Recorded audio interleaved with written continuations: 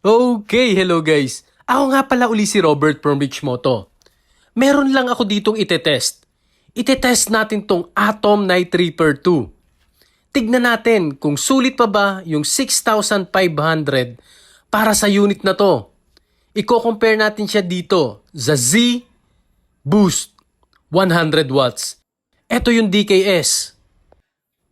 Ito yung comparison ng white light ng dalawang ilaw na to or auxiliary light na to.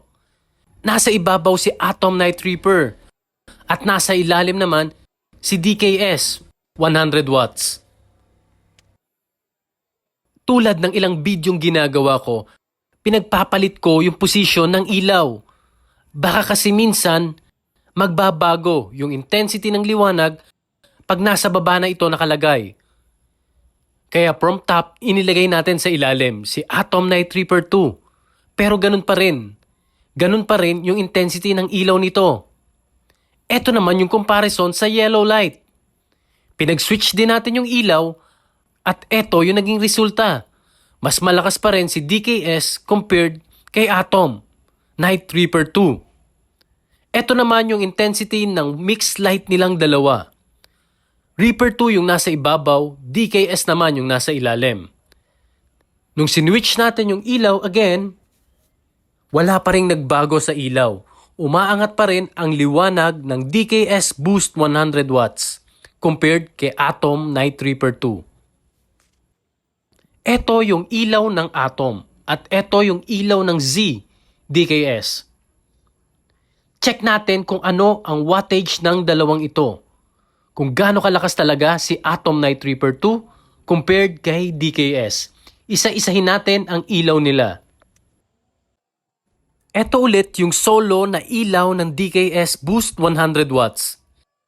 Single bulb lang muna yung pinagana natin para mas makita nating maigi kung ano ang pinagkaiba ng dalawang ito. At ito po yung lumabas sa ating power supply meter. Ang DKS Boost ay umaabot po ng 46 to 47 watts per bulb. Ito naman yung ilaw ng Atom Night Reaper 2. Ang white light nito, single bulb lang po yung pinagana natin dito. At ito po yung reading. Umaabot lang po ito ng 28.5 watts per bulb. Yan lang po ang kayang i-attain ng isang bulb ng Atom Night Reaper 2. Ito yung yellow light ng DKS 100 watts. At ang wattage niya is umaabot ng 46.5. Doon po naglalaro yung wattage ng DKS, 46 to 47 watts per bulb. At dito naman po kay Atom Night Reaper 2. Ito po'y umaabot lang ng 28.5 watts sa white at saka sa yellow light nito. Yun lang po yung kaya niyang power na abutin or yun lang yung power ng kanyang ilaw. Pagdating naman sa mixed light ng DKS, ito po ay umaabot ng 43 watts. Per bulb lang po yan. 43 watts lang po.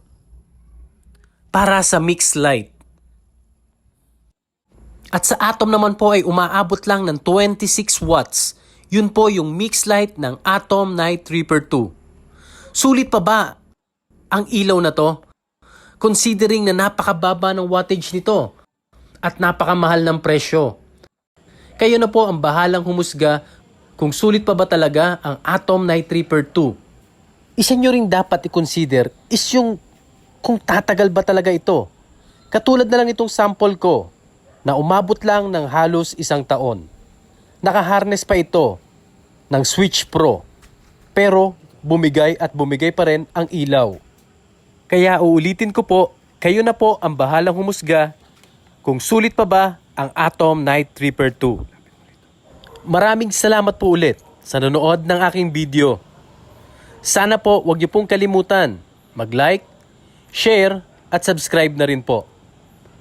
God bless po at ride safe sa inyong lahat.